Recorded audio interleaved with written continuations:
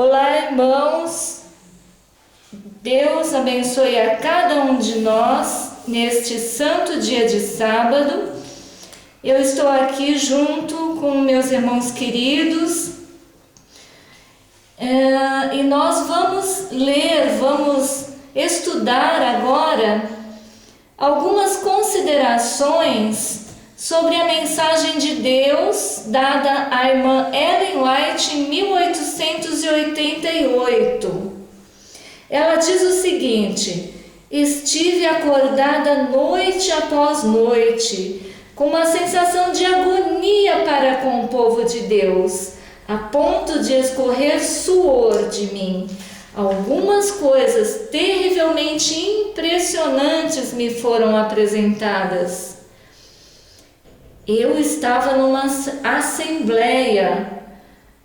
Isso foi um sonho, irmãos, que ela teve. Eu estava numa assembleia quando um homem de nobre e majestosa estatura entrou e tomou a sua posição na plataforma, desenrolando algo que parecia formado de várias folhas longas e unidas. Então, ao virar as páginas, sua mão correu para baixo de uma delas e seus olhos varreram a congregação. Quando ele as virou da direita para a esquerda, pude ver o que estava sobre elas. Vi lá escritos diferentes nomes, personagens e pecados. Havia pecados de todos os tipos: egoísmo, inveja, orgulho, ciúme, más suspeitas, hipocrisia e licenciosidade, ódio e assassinato no coração, por causa dessa inveja e ciúme. Esses pecados estavam bem ali, entre os ministros e o povo. Página após página foi virada. Pois bem, como era isso? Então, uma voz disse que tinha chegado o tempo em que o trabalho no céu era todo para com os habitantes deste mundo. Havia chegado a hora em que o templo e os seus adoradores deviam ser medidos. Havia adoradores consagrados. Em seguida, havia outros nomes que deveriam ser riscados do livro da vida. Receberam luz e conhecimento, preceito sobre preceito e apelo sobre apelo, mas nunca tiveram a graça transformadora de Cristo no coração. Nunca tiveram uma ligação viva com Jesus Cristo. Portanto, a luz que lhes veio mediante sua palavra não chegou à vida e caráter. Foi isso que vi. Então acordei e me vi sentada na cama com grandes gotas de suor na testa. Fiquei paralisada.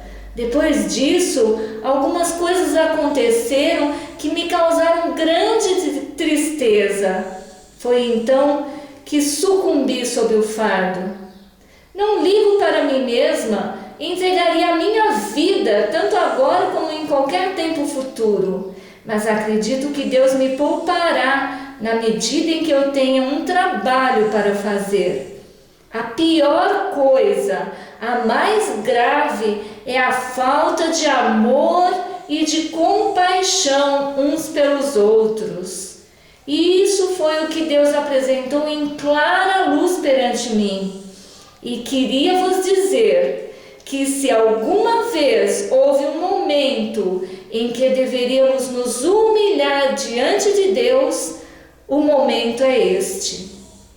Já não tenho força como no passado, ela diz. Deus ajuda, vive e reina, e podeis buscá-lo individualmente. Que almas há aqui que não terão seus pecados perdoados e verão seus nomes riscados do livro da vida? Não sabemos o que estamos fazendo. Se temos mãos sujas, não podemos entrar no céu. É assim que estamos nos tornando aptos para a sociedade dos anjos? É assim que devemos entrar na presença de um Deus santo? Será que percebemos? Percebemos que estamos formando caráter a cada dia, que Deus está vendo o desenvolvimento do mesmo e pesando o valor moral, e que as nossas vidas estão registradas nos livros do céu, assim como nossos rostos são estampados na placa do artista? Não posso entender como sois tão preguiçosos, indolentes, acomodados e satisfeitos. Ela continua dizendo: fui a uma reunião em Auckland e disse que podia ficar apenas um pouco de tempo, devia dizer o que tinha de dizer e em seguida voltar para casa. Havia um irmão que queria confessar a seus outros irmãos que se envolveram em assuntos mundanos e perceberam o seu erro. Porém, o fardo veio sobre mim e fiquei até às 3 horas da manhã. Mas agonizamos com Deus em oração até obtermos a vitória. Não sabemos nem a metade sobre como orar.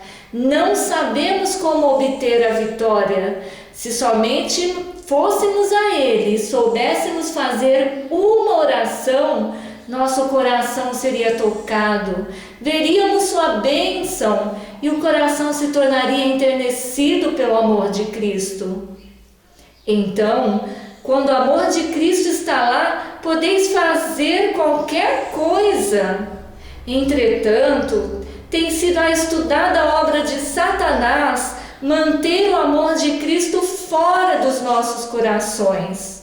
O problema é que há uma enorme quantidade de cerimônias e formas. E é isto, meus irmãos. O que queremos é o amor de Cristo, amar a Deus supremamente e ao próximo como a nós mesmos. Quando conseguimos isto, haverá uma quebra, como a das muralhas de Jericó, diante dos filhos de Israel.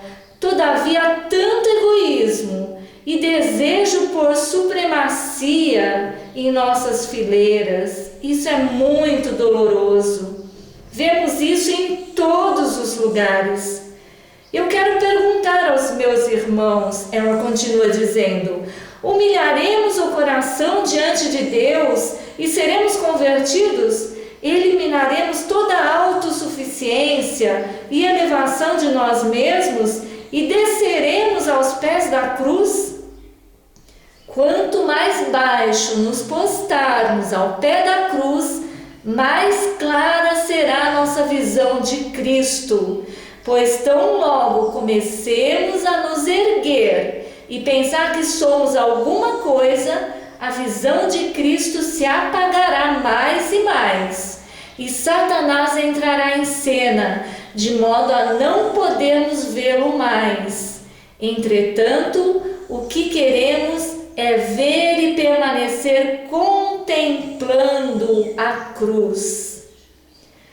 E ela continua dizendo: será que não há poder que tome posse da nossa sensibilidade, que nos mostre que estamos no limiar do mundo eterno? Será que não podemos levar nossas mentes ao outro lado? O que pode ser feito para despertar o nosso povo? Ora, falamos tanto das leves aflições. Ouvi o que Paulo diz sobre elas. Está lá em 2 Coríntios 4, 17 e 18.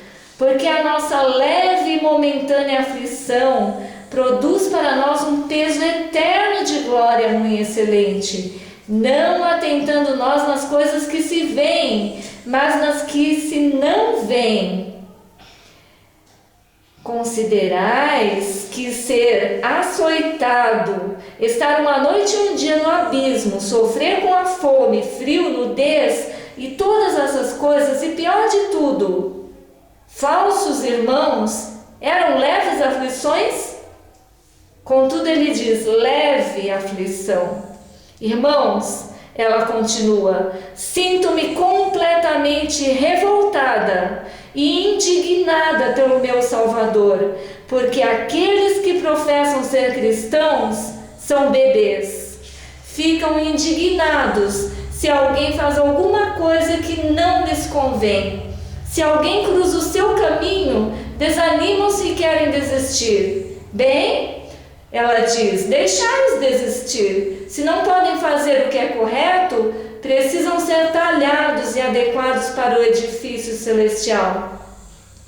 Porém, há por demais do eu. Queremos que o eu morra e fique escondido em Cristo Jesus. Então não vamos falar de desânimo, dificuldades e todas essas pequeninas coisas, mas falaremos do grande plano da redenção e do incomparável poder de Jesus Cristo em vir ao nosso mundo e tomar sobre si a natureza humana, de modo que por meio dele possamos ser elevados e nos assentar à sua destra. O que poderia ser mais agradável do que isto? Se isso não for suficiente, o que mais poderia o céu fazer pela raça caída, além do que tem feito? O que mais, diz Cristo, eu poderia fazer por minhas ovelhas do que eu fiz? O que mais? Será que ele tem que nos deixar partir? Ele o fará, a menos que mudeis de atitude diante de Deus, pois ele tem feito todo o possível para nos salvar. De acordo com a luz que recebemos, essa é a nossa responsabilidade diante de Deus, andar na luz, como ele na luz está. Nele não há treva alguma. Bem, supondo que estais andando na luz, o que se dará então? Ora, vossos testemunhos serão luz, falareis de luz e todas essas más suspeitas e maledicência serão postas de lado. Falareis e não estareis pensando em vós mesmos e no que os outros estão fazendo, mas no que Deus e Jesus estão fazendo. Bem, o que eles estão fazendo? Estão purificando o santuário. Devemos estar com eles nessa obra, purificando o santuário da nossa alma de toda injustiça, a fim de que os nossos nomes possam ser escritos no livro da vida do Cordeiro, e para que os nossos pecados sejam apagados. Irmãos, vou repetir.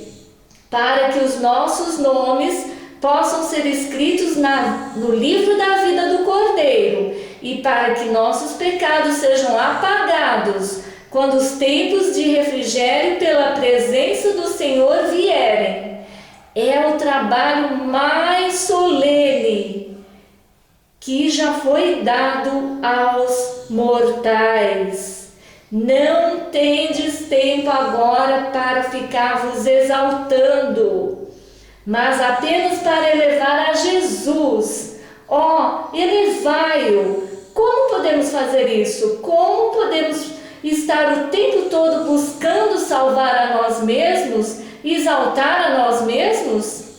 Que o Deus do céu deixe o seu poder entrar no nosso coração, a fim de que possamos ter caráter correto e coração puro e saber como trabalhar pelo doente e sofredor. Leio agora o último parágrafo, está na página 153 deste maravilhoso livro, Materiais de 1888, volume 1. O amor de Cristo no coração fará mais para converter os pecadores do que todos os sermões que podeis pregar.